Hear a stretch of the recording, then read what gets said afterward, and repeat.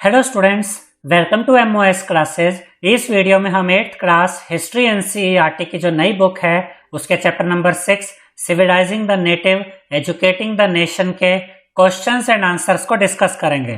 Question number 1 है match the following. यहाँ पर एक कॉलम ये है, एक कॉलम ये है। यहाँ पर हमें दिया गया William Jones, Rabindranath Tagore, Thomas Macaulay, Mahatma Gandhi, पाठशालास। यहाँ पर हमें दिया गया promotion of English education, respect for ancient culture, gurus, learning in natural environment, critical of English education. तो विलियम जोन्स के आगे हम लिखेंगे रिस्पेक्ट फॉर एंशियंट कल्चर, यानी कि एंशियंट कल्चर की रिस्पेक्ट करते थे, उसके बारे में जानना चाहता था ये। ठीक है, तो इसके आगे ये आएगा। अब रविंद्रनाथ टैगोर के आगे आप क्या लिखेंगे? Learning in a natural environment, यानी कि रविंद्रनाथ टैगोर इस चीज़ में बिलीव करते थे कि जो शिक्षा होनी चाहिए, जो पढ़ाई होनी चाहिए, वो नेचुरल एनवायरनमेंट में होनी चाहिए, ना कि बंद कमरों में। उसके बाद थॉमस मैकरी के आगे हम लिखेंगे प्रमोशन ऑफ इंग्लिश एजुकेशन, यानी कि इसका ये मानना था कि भारत में इंग्लिश एजुकेशन को बढ़ावा देना चाहिए। महात्मा गांधी के आगे हम लिखेंगे क्रिटिकल ऑफ इंग्लिश एजुकेशन, यानी कि ये इंग्लिश एजुकेशन के क्रिटिकल, इसके अगेंस्ट कह सकते हैं या इसके विरोध में कह सकते हैं। पाठशाला के आगे हम लिखेंगे गुरुज। ठीक है, क्योंकि जो गुरुज होते थे वो पाठशाला में होते थे। इसके बाद क्वेश्चन नंबर 2 है स्टेट वेदर ट्रू और फॉल्स। तो यहाँ पर हमें बताना है कौन सी स्टेटमेंट ट्रू है और कौन सी स्टेटमेंट फॉल्स है। ए पार्ट में हमें जो स्टेटमेंट दी गई है वो है James mill was a severe critic of orientalist. Orientalist उनको कहा जाता है जो ये जो ईस्ट एशिया की जो लैंग्वेज सीखने वाले होते थे उनको ओरिएंटलिस्ट कहते थे। तो इस स्टेटमेंट का ये मतलब है कि जो जेम्स मिल था ये ओरिएंटलिस्ट का सीवियर क्रिटिक था, यानी कि इनका जबरदस्त आलोचक था, इसका विरोध करता था। तो ये आंसर बिल्कुल सही है, ये स्टेटमेंट बिल्कुल सही है। तो इस स्टेटमेंट के लिए हम लिखेंगे ट्रू, कि जो जेम्स मिल था वो ओरिएंटलिस्ट का क्रिटिक था, उनका आलोचक था, यानी इसको ये बात पसंद नहीं थी कि ईस्ट इंडिया की जो लैंग्वेज है उसको ज़्यादा डिटेल में सीखा जाए या उसमें कोई इंटरेस्ट दिखाया जाए।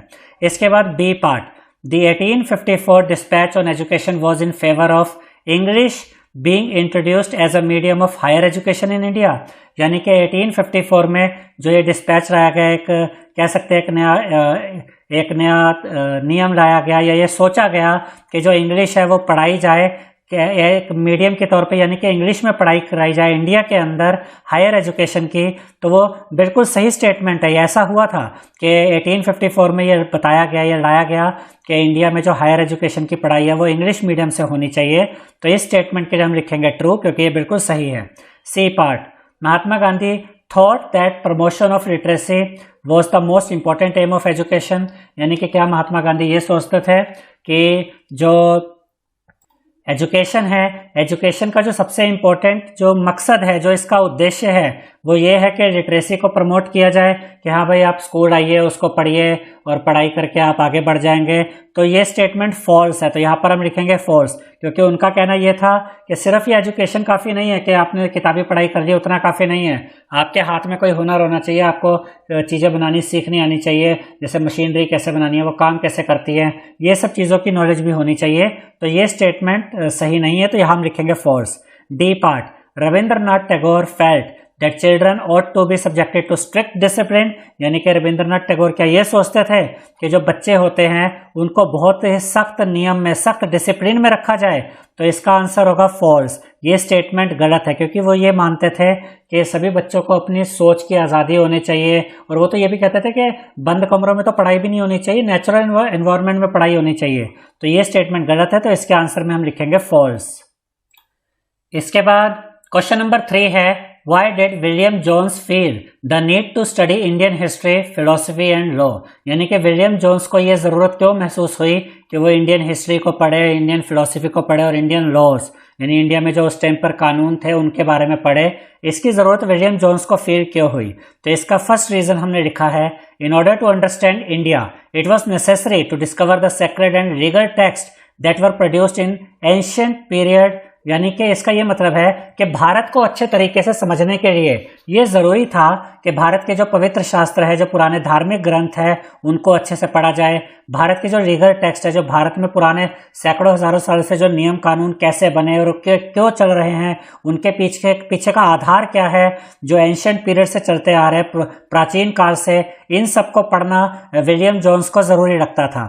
उसके बाद second point, for only those text could reveal the real ideas and laws of the Hindus and Muslims, and only a new study of these texts could form the basis of future development in India। और उसका ये भी मानना था कि ये जो पुराने जो धार्मिक ग्रंथ है, नियम कानून थे, इनकी अगर स्टडी की जाएगी तभी ये पता चल पाएगा कि जो लॉज हैं हिंदू और मुस्लिम के, उनके पीछे का आइडिया क्या है, बेसिक क्या था इन लॉज के पीछे का। और जब ये स्टडी की जाएगी तो उसी के आधार पर भारत की आगे डेवलपमेंट हो सकती है। इसलिए विलियम जोन्स ने सोचा कि भारत के पुराने इतिहास के बारे में ये सब पढ़ा जाए। इसके बाद third reason, he believed that this project would not only help the British learn from Indian culture, but it would also help Indians rediscover their own heritage and understand the lost glories of their past। तो William Jones ने यह भी सोचा, उसका ये विश्वास था कि अगर हम ये प्रोजेक्ट चलाते हैं, कि अगर मैं ये पुराना इतिहास का इंडिया का पढ़ता हूँ, तो इससे ब्रिटिश को भी, इंग्लैंड वालों को, ब्रिटेन वालों को भी भारत के कल्चर के बारे में समझने में हेल्प मिलेगी, क्योंकि उनको राज तो भारत पे ही करना था, तो वो भारत के कल्चर को भी समझ पाएंगे। और इसके अलावा वो ये भी सोचता था कि इससे भारतीयों को भी हेल्प होगी कि वो अपने प्राचीन इतिहास के बारे में अच्छे से जान पाए, और प्राचीन इतिहास में उनकी जो लॉस्ट ग्लोरीज थी, यानी कि उनका जो बढ़िया इतिहास था, उसके बारे में भी वो समझ पाए। उसका fourth reason, in this process the British would become the guardians of Indian culture as well as its masters. और उसका ये भी मानना था कि अगर हम भारत के कल्चर के बारे में, भारत की पुरानी बातों के बारे में सीखते हैं, पढ़ते हैं, तो इससे जो ब्रिटिश है वो भारत के इंडियन कल्चर के गार्डियन बन जाएंगे और इंडियन कल्चर के मास्टर्स बन जाएंगे। यानी कि एक तरह से वो इंडियंस को दिखा सकते हैं, देखो तुम्हारा जो खोया हुआ इतिहास था वो भी देखो हम तुम्हारे सामने लेकर आए हैं। यानी वो इस तरीके से भी कहीं ना कहीं खुद को बेटर ही दिखाना चाहते थे। इसके बाद क्वेश्चन नंबर 4 है, why did James Mill and Thomas Macaulay think that European education was essential in India. यानी कि जेम्स मिल और थॉमस मैकरे को ऐसा क्यों लगता था, वो ऐसा क्यों सोचते थे कि जो यूरोपियन एजुकेशन है वो भारत के लिए ज़रूरी है। तो इसका फर्स्ट रीज़न हम यहाँ पर लिखेंगे, they thought that the aim of education ought to be to teach what was useful and practical। उनका ये मतलब था कहने का कि जो एजुकेशन है, एजुकेशन का जो उद्देश्य होता है वो ये होता है कि कुछ यूजफुल सीखा जाए, कुछ प्रैक्टिकल सीखा जाए। So Indians should be made familiar with the scientific and technical advances that the West has made. और वो इंडियंस को ये दिखाना चाहते थे कि अगर तुम भारत में जो ये एजुकेशन, हम यूरोपियन एजुकेशन लेकर आते हैं, यानी इंग्लिश एजुकेशन टाइप या वेस्टर्न एजुकेशन लाते हैं, तो उससे भारतीयों को ये पता चलेगा कि जो वेस्ट है, जो पश्चिम के देश है, उन्होंने कितने साइंटिफिक और टेक्निकल तरक्की कर ली है, वो कितने अच्छे से स्टडी कराते हैं, उनकी नॉलेज कितनी अच्छी है। वो सारी नॉलेज इंडियंस को भी मिलनी शुरू होगी अगर वो यूरोपियन एजुकेशन को पढ़ते हैं। तो अगर हम अपने नज़रिए से देखें तो वो एक तरह से हमको, हमारे बारे में वो ये सोचते थे कि इनको तो कुछ भी नहीं आता, जो भी हमारी टेक्निकल नॉलेज है, साइंटिफिक नॉलेज है, वो बेस्ट है, वो अगर हम इनको सिखाएंगे तो थोड़ा इनका सुधार हो जाएगा। उनकी सोच ऐसी थी। उसके बाद सेकंड पॉइंट है, according to Macaulay India was an uncivilized country that need to be civilized. यानी कि मैकरे तो ये समझता था कि भारत तो एक अनसिविलाइज्ड कंट्री है, ये तो मतलब ये तो पिछड़े हुए हैं बहुत ज़्यादा, और इनको तो सिविलाइज्ड करने की ज़रूरत है। इसलिए वो चाहता था कि भारत में यूरोपियन एजुकेशन सिस्टम आए।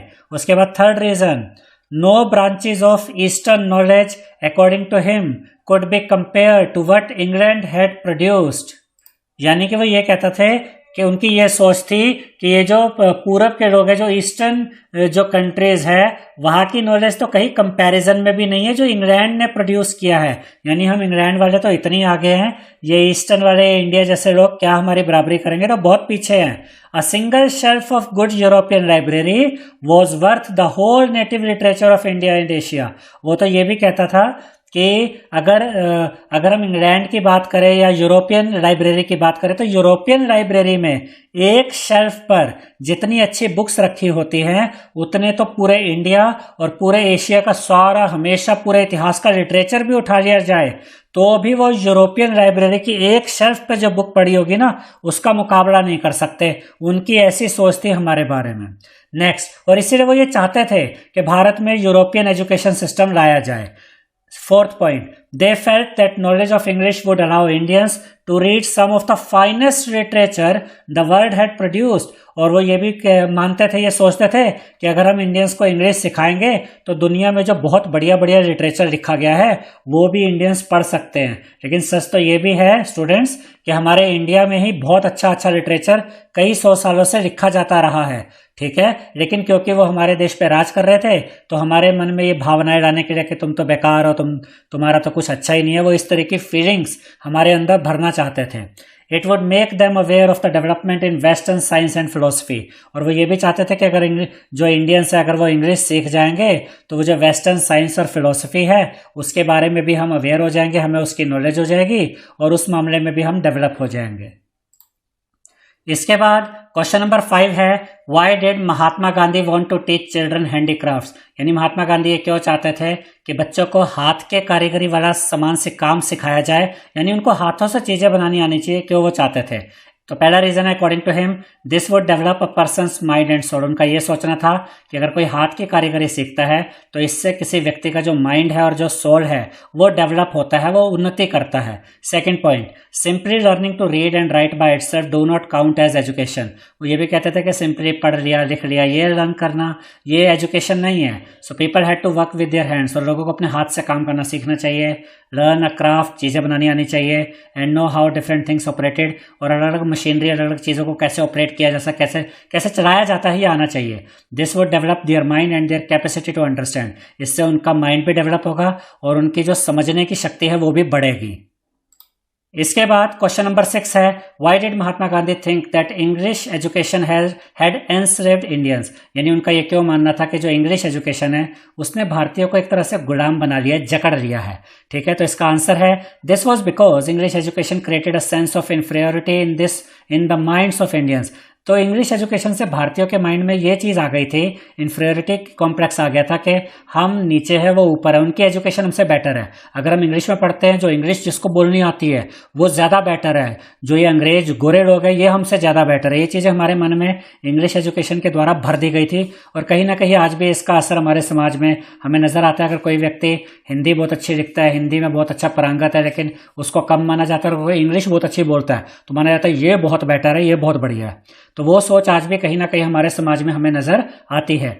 It made them see western civilization as superior and destroyed the pride they had their own culture. यानी कि फिर ये इंग्लिश एजुकेशन से ये बात भी हमारे मनों में डाल दी गई, समा गई हमारे मनों में कि जो वेस्टर्न सिविलाइजेशन है, पश्चिम की जो सभ्यता है वो हमसे सुपीरियर, वो हमसे बेटर है, और हमारा जो अपना कल्चर है उसमें जो हमारा एक स्वाभिमान होना चाहिए वो बिल्कुल ख़त्म कर दिया गया। सो ही कॉल्ड इट सिनफुल। तो महात्मा गांधी के अकॉर्डिंग ये एक पाप था कि हम इंग्लिश एजुकेशन की वजह से अपनी सोच को ख़त्म कर रहे हैं। Mahatma Gandhi wanted an education that could help Indians recover their sense of dignity and self respect। वो चाहते थे इंडिया में एक ऐसा एजुकेशन सिस्टम हो जिससे कि इंडियंस अपनी जो डिग्निटी है, अपनी जो सेल्फ रिस्पेक्ट है उसको फिर से रिकवर कर पाएं। आई होप स्टूडेंट्स आपको हमारा ये वीडियो पसंद आया होगा।